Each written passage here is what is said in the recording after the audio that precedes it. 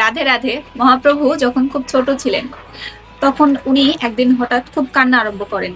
তো সতী মাতা বুঝতে পারছিলেন না যে কি করবে। শিশু যখন কান্না করে মা আসলে খুঁজতে আরম্ভ করে যে বিষয়টা কি, কেন কান্না করছে।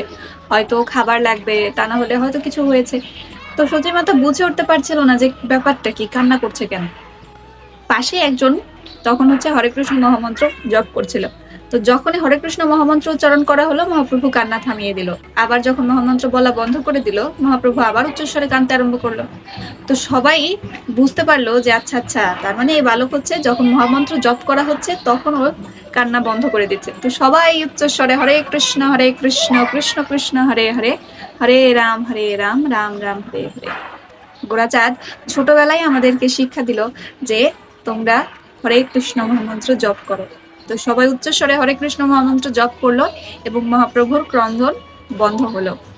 তো গৌরচন্দ্র কিন্তু আমাদেরকে এই শিক্ষাই দিচ্ছেন, কীর্তনিয়া সদা হরি, সর্বক্ষণ হরে কৃষ্ণ মহামন্ত্র জপ করো, সদা প্রসন্ন থাকো। হরে কৃষ্ণ। রাধে রাধে।